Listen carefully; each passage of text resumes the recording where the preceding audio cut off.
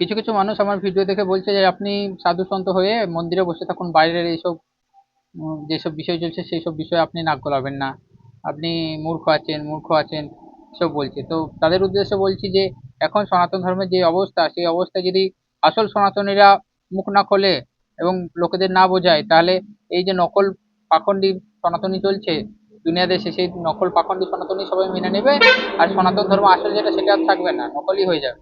এখন সনাতন ধর্মের যে নকল বিষয়গুলো চলছে সেই বিষয়ে আপনাদের কিছুটা আমি জানিয়ে দিচ্ছি। এই সময় বিজেপি আছে, আরএসএস আছে, এদিকে সংঘ আছে, তারা নিজেকে বিরাট বড় হিন্দু বলে, কিন্তু এরা হিন্দু ধর্মের সবথেকে বড় নাশ এই সময়।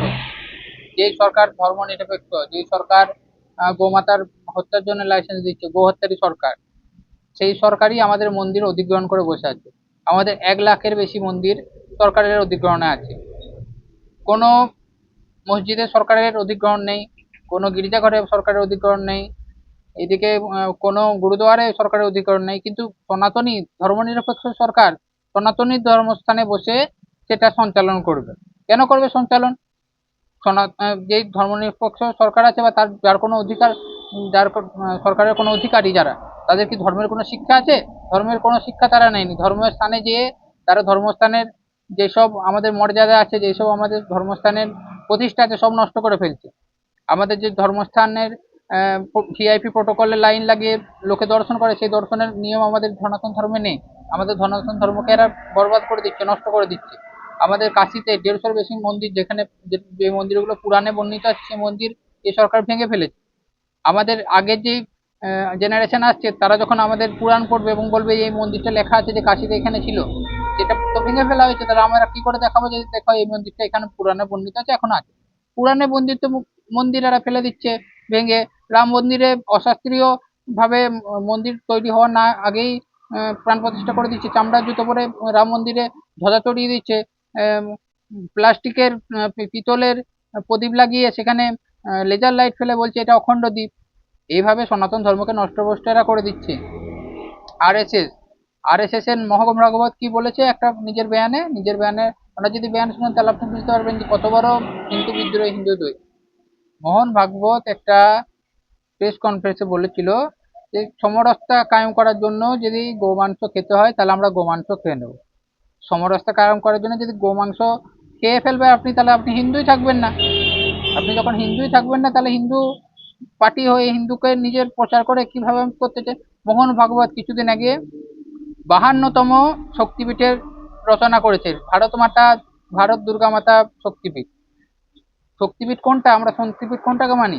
যখন সতী মাতা নিজের দেহকে শেষ করে নেয় এবং ভোলাদেব মহাদেব আমাদের সতী মাতার কাঁধে নিয়ে ঘুরতে থাকে, তখন সুদর্শন চক্র নিয়ে ভগবান বিষ্ণু যখন সতী মাতাকে কেটে দেয় এবং তার যে অঙ্গ আমাদের পৃথিবীতে পড়ে, সেই 51টা অঙ্ক 51 জায়গায় পড়ে আর 51টা শক্তিপীঠের স্থাপন হয়। তো এই মোহন ভাগবত 52তম শক্তিপীঠ রচনা করতে চলেছে।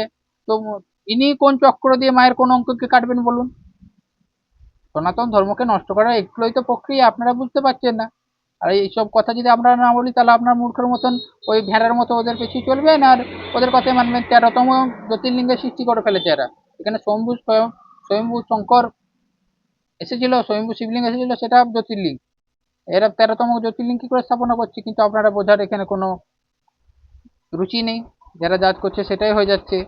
রাম মন্দির, কাশী বিশ্বনাথ, শক্তিপীঠ, জ্যোতির্লিঙ্গ, ভিআইপি এন্ট্রি, এইসব করে আমাদের সনাতন ধর্মকে এরা নষ্টভ্রষ্ট করে দিচ্ছে। একজন সঙ্ঘের মুসলিম মঞ্চ চালায় ইন্দ্রেশ কুমার, 10 লাখ হিন্দু মেয়েদের বিবাহ মুসলিম ছেলেদের সাথে করে দিয়েছে। তার বিচারধারা কি যে 10 লাখ আমাদের হিন্দু মেয়েরা মুসলিমদের ঘরে যেয়ে ওদের ধর্ম পরিবর্তন করে ফেলবে। এটা কখনো হতে পারে? একটা মেয়ে শ্বশুর বাড়িতে যে ধর্ম পরিবর্তন করে দেবে, সে নিজে চেঞ্জ হয়ে যাচ্ছে। আমাদের সনাতন ধর্মকে এরা বরবাদ করছে। আহ ব্যাস এইসব কথাগুলো বলে আজকের মতো বিদায়। জয় গোমাতা। এইসব বিষয়ে আপনারা বিচার করুন, নিজের সনাতন ধর্মকে বাঁচান। আর যদি আপনারা কেউ আমার সাথে যোগাযোগ করতে চান, সনাতন ধর্মকে সত্যিই জানতে চান, তো আমার সাথে সরাসরি আপনি যোগাযোগ করতে পারেন, কিন্তু আমি অতটা ভালো বলতে পারবো না। একটা নাম্বার আপনাদেরকে বলে দিচ্ছি: 844-853-1008। এই নাম্বারে আপনার কল করবেন, কল করার পর আপনার কাছে একটা মেসেজ আসবে, সেই মেসেজটা ক্লিক করলে একটা অ্যাপ আপনি পাবেন, সেই অ্যাপটা ডাউনলোড করবেন। সেই অ্যাপেতে আপনি সনাতন ধর্মের যে কোনো বিষয়ে আপনি প্রশ্ন করতে পারেন, এবং সনাতন ধর্ম রক্ষার জন্য আপনি যদি নিজেকে আহ, প্রস্তুত মনে করেন এবং সনাতন ধর্ম রক্ষার জন্য এগিয়ে আসতে পারেন, তাহলে সেখানে আমাদের একটা সেনার জন্য ভর্তি আছে। এতে আপনি নিজের পরিচয় দিয়ে আমাদের সেনাতে যুক্ত হয়ে যেতে পারেন। সনাতনী ধার্মিক বিষয়ে যখনই কোনো বিপত্তি আসবে আপনার এলাকায়, তো আপনি এগিয়ে যেতে পারবেন। আমাদের হাত আপনার উপরে থাকবে। আমাদের ধর্ম ক্ষেত্রে ধার্মিক দণ্ড দেওয়ার অধিকার আমাদের আছে। সেই বিষয়ে আপনি নিশ্চিন্ত থাকবেন, আইনও আমাদের এই বিষয়ে সহায়তা করবে। নমস্কার। জয় গোমাতা, গোমাতা রাষ্ট্রমাতা।